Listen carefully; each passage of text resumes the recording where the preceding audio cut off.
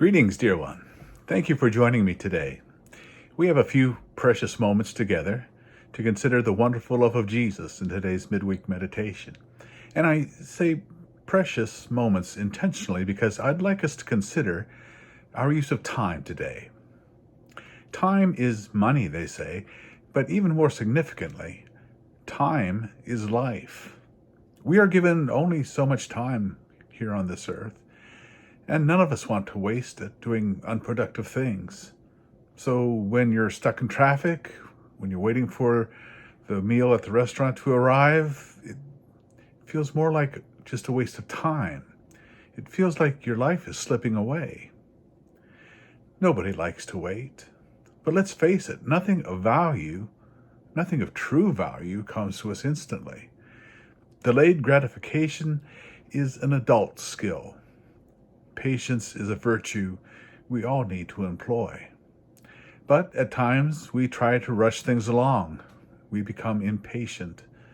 Rather than let things unfold in their own time, we push the timetable, often with ruinous results. Nikos Kazanakis, the renowned Greek writer, told this story in his novel Zorba the Greek. He writes, "I remember one morning when I discovered a cocoon in the bark of a tree, just as a butterfly was making a hole in its case preparing to come out. I waited a while, but it was too long appearing, and I was impatient. I bent over it and breathed on it to warm it, and I warmed it as quickly as I could, and the miracle began to happen before my eyes, faster than life. The case opened.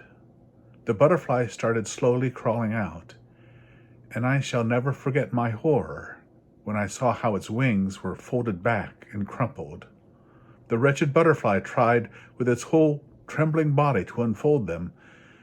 Bending over it, I tried to help it with my breath. In vain. It needed to be hatched out patiently, and the unfolding of the wings should be a gradual process in the sun.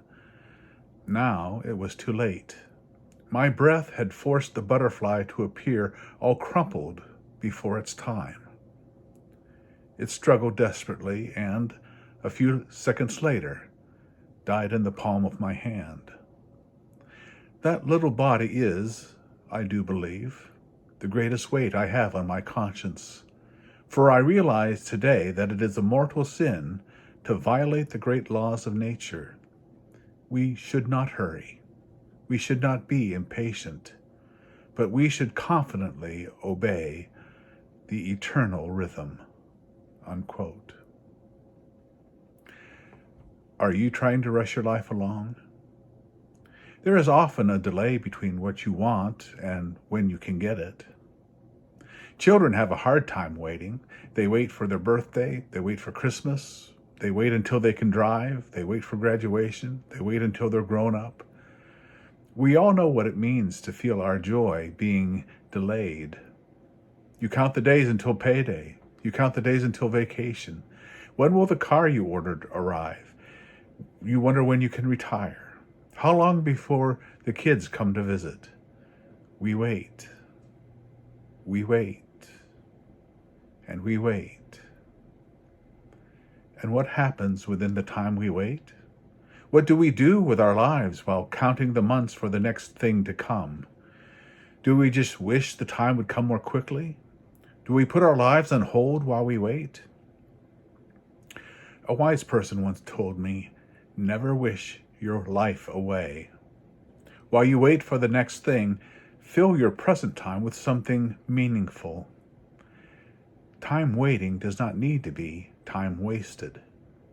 So your order at the restaurant is slow coming. Sure, you're hungry, but enjoy the time conversing with those at table with you. Traffic has stopped. Who knows when that'll start moving again? The radio may provide some distraction, but that seems like a waste as well. Why not use that time and have a conversation with God? Recall a verse you have memorized and meditate upon its meaning for you today. By doing this, you will redeem that so-called wasted time into a time of deep blessing for you. Early Christians believed that Jesus would return any day, but as the months and years passed by, Some were losing their patience. Peter reminded them in 2 Peter 3:9, "The Lord is not slow about his promise, as some think of slowness, but is patient with you, not wanting any to perish, but all to come to repentance." You see, God too wants the day of the Lord to arrive, but he isn't going to push it. He isn't going to rush it before it's time. In the meantime, he is working to bring more and more people into repentance. The time is not being wasted.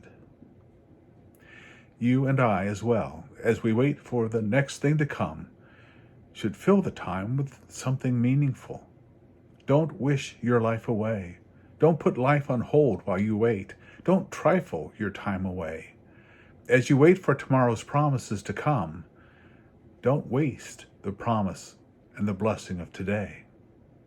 Time, even the time you spend waiting, is a gift of God. Use it well. Use it to bless yourself and others. You'll find you'll never wait another day if you fill the time you're given. God bless you. Thank you for joining me again. We'll see you soon.